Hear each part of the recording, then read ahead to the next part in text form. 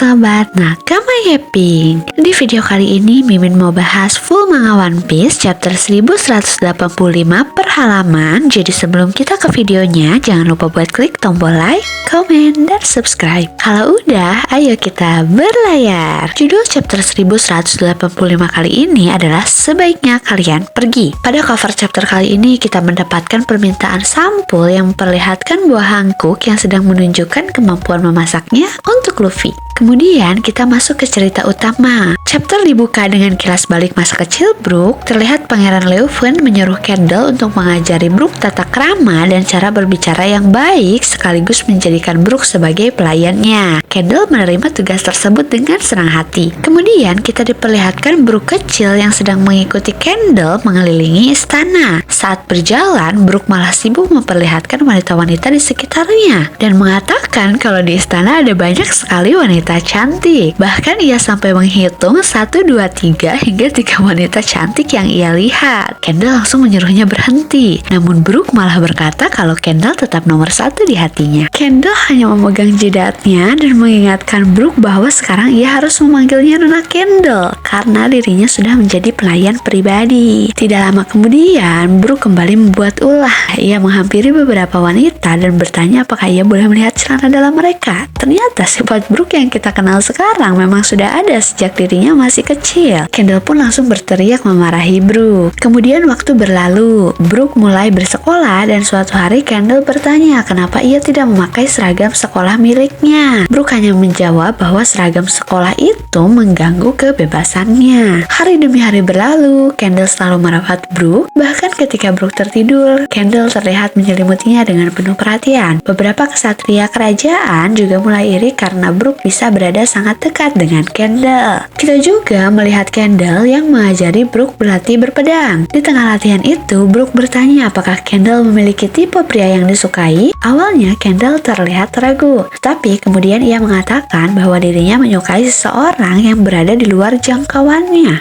Dia juga mengungkapkan bahwa alasan dirinya berlatih pedang dengan sangat keras adalah agar bisa tetap berada di sisi orang tersebut. Seperti yang kita tahu, lelaki tersebut adalah Pangeran Leuven. Tapi mendengar perkataan Candle sebelumnya, Brook langsung berpikir sejenak dan bertanya apakah pria itu aku? Candle langsung menjawab bahwa tentu saja bukan. Kemudian Brook bertanya lagi apakah Candle itu memakai celana dalam pria. Candle mengingatkan bahwa cara bicara Brook ternyata tidak berubah dan ia harus lebih sopan saat berbicara. Yang lucu, Brook kemudian malah mengulangi pertanyaannya dengan cara yang lebih sopan dan meminta Candle memperlihatkan celana dalamnya. Candle langsung memukul Brook dan berteriak bahwa masalah Brook bukan hanya soal cara berbicara, tapi juga soal moral dan etika. Cerita kemudian kembali ke masa sekarang bersama Brook dan Putri Suri. Brook mengenal Candle sebagai sosok yang dikagumi seluruh rakyat Experia. Menurut Brook, tidak ada satu orang pun yang tidak mengagumi Candle. Ia memiliki kekuatan sekaligus etika yang berjalan beriringan dan bersinar seperti matahari bagi negeri tersebut. Kemudian Brook mulai mengingat kembali masa lalu kerajaan Experia. Menurut Brook, kerajaan itu awalnya hidup damai. Namun suatu hari sebuah kapal milik pemerintah dunia datang ke Experia. Seluruh kerajaan dipenuhi kepanikan karena tidak ada seorang pun yang pernah berurusan langsung dengan mereka. Saat mendengar cerita itu, Putri Suri langsung menyadari siapa yang dimaksud Brook. Tentu saja Tren Ryubito. Brook kemudian menjelaskan bahwa setelah kejadian tersebut, Candle sempat jatuh sakit selama beberapa bulan karena tekanan yang begitu besar. Namun, Candle mengatakan bahwa semua itu hanyalah permulaan dan Brook tidak akan percaya dengan apa yang terjadi setelahnya. Kemudian terungkap bahwa Pangeran Leuven berhasil naik tahta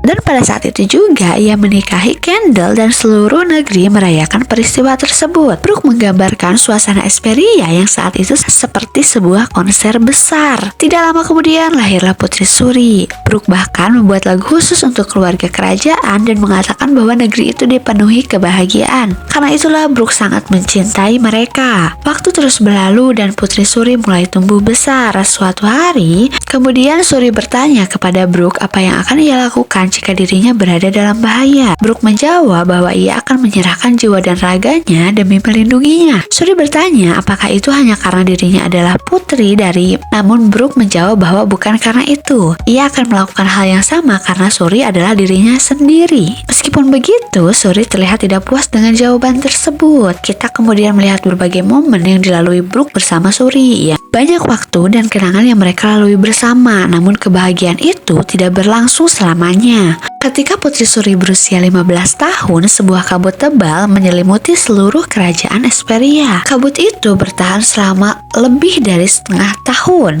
Alat-alat musik berubah jadi abu, musik menghilang dari jalanan, puluhan ribuan orang meninggal, dan asap beracun yang menghancurkan penduduk dan seluruh negeri. Bahkan Kendall yang sebelumnya selalu yakin bahwa kabut itu akan hilang, pada akhirnya juga meninggal dunia akibat tragedi tersebut. Raja Leuven, Putri Suri, dan Brook sangat terpukul dengan kepergian Kendall. Namun penderitaan mereka ternyata belum berakhir. Setelah kabut menghilang, kerajaan Esperia menghadapi masalah yang jauh lebih besar. Terungkap bahwa mereka tidak mampu membayar upeti kepada pemerintah pada tahun itu. Rakyat mulai panik, dan di tengah situasi itu Brook tetap mengajari Suri berpedang. Kita juga melihat percakapan mereka mengenai masa depan. Suri pernah bertanya apakah Brook pernah ingin menjadi bajak laut, namun Brook mengatakan bahwa dirinya hanya akan mengikuti raja sampai akhir. Tak lama kemudian Raja Leuven mengungkapkan kalimat yang mengejutkan. Pemerintah dunia adalah musuh kita. Brook akhirnya memahami situasi yang sebenarnya dan bilang, "Saya mengerti." Sang raja menjelaskan bahwa pemerintah dunia meminta 1000 budak sebagai pembayaran upeti tahun itu. Daripada menyerahkan rakyatnya, kerajaan Esperia memilih melawan. Artinya hanya ada satu jalan yang tersisa, yaitu perang. Brook kemudian terus menghibur rakyat dengan musiknya, namun ada laporan yang mengatakan bahwa 12.000 tentara telah mendarat di pelabuhan utara. Hari yang mereka takutkan akhirnya tiba.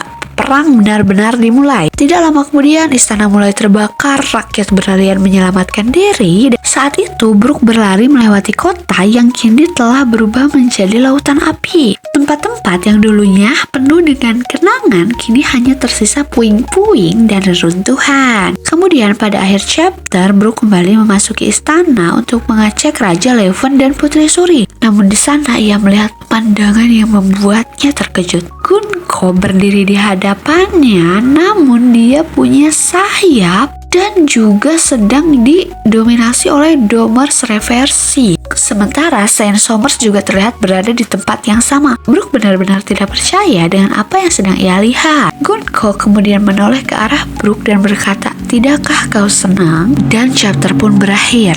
Udah kembali meninggalkan misteri besar mengenai hubungan Gunko dengan tragedi kerajaan Esperia. Yang paling menarik, chapter ini memperlihatkan bahwa masa lalu Brook ternyata jauh lebih tragis daripada yang selama ini kita bayangkan. Menurut kalian, apa hubungan sebenarnya antara Gunko, tragedi Esperia, dan masa sekarang? Tulis pendapat kalian di kolom komentar dan jangan lupa like, komen, dan subscribe. Segitu dulu review full manga chapter One Piece 1185. Untuk minggu depan kita mendapatkan informasi kalau manga One Piece akan libur. Sampai jumpa di video berikutnya. Bye bye Sobat Nakama Yepi.